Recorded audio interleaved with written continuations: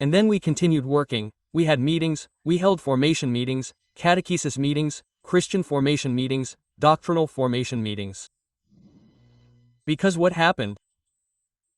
I became interested in forming a structured people so they wouldn't fall into the traps I fell into. And today, to this day, I have, wow, so many people who reach out to me today that I can't even count. And say, look, I was part of that group there with Joao Romario, there at Aunt Julia's house, the Prince of Peace in 82.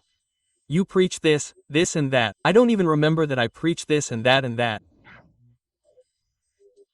But that's when a lot of young people started coming to that group and the priest, and they hadn't had their first communion, and the priest said, Joao, I want you to be a trainer for these young people so they can make their first communion.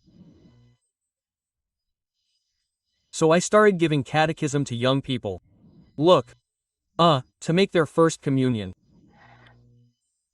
Oh, and one of the deliverances, which is two, but this one here was very striking. There was a lady here in Vila Nova and Sister Valdera, a nun from the neighborhood of Vila Fabral, which is far away. She came once or twice a week to perform a deliverance for this lady, because she had participated a lot in Macumbaria. She received a possession almost every week, and she was a lady.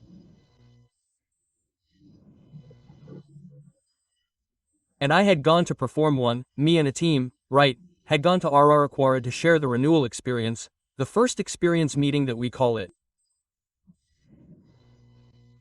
Then I arrived on Monday. I was on vacation and I was at home, having a good time. Then someone came and said, Joao, I need your help, because my mother, then she told Sarah, my mother had been doing a lot of walking, we were doing Macumbaria, such and such, my mother receives a visit from a demon. And Sister Valder sometimes comes twice a week to do the deliverance. But Sister Valder, she's in Brasilia, at the nuns' retreat, and I have no one to go there and free her, to free my mother. I said, then I'll go. I said, Jesus, have mercy. So I went, it was me. Then, I took holy water, the Bible, and when I got there, the woman was in that state. She looked like a lady over 60 years old, she looked like a young girl.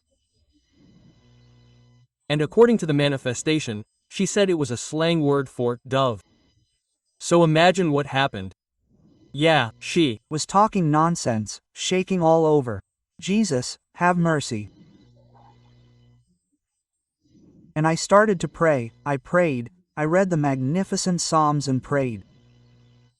I prayed in tongues. Nothing. There were no people. I stopped and thought, Jesus, how am I going to free this woman? I've already done everything I know, I'm going to do it all over again. Then it came to me like this, open the Bible. So I took it, opened the Bible. When I opened the Bible, inside that page there was an image of Our Lady, Queen of Peace. It's only half length. Yes. Then she said, present this image to him. I took it out of the Bible and said, in the name of Jesus, look at me. Then when he looked at me, I presented the image. Then that horrible voice came out of it and said, take this image away from me, because this one, it is very pure and I am unclean.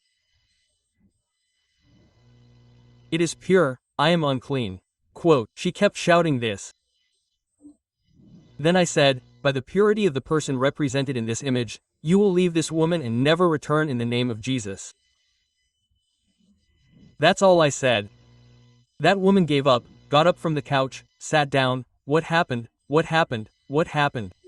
I said, nothing happened, everything's fine. And there I finished the prayer and went home. That woman never had a visit from that damned man again. She died in her early 90s, but she was never again disturbed by the enemy. So, God, Jesus, through Mary, wanted to teach me in my initial catechesis as a 100% Catholic. The importance of the Virgin Mary. in our lives. That's why I am so devoted to her, and I have great other graces that come through her intercession.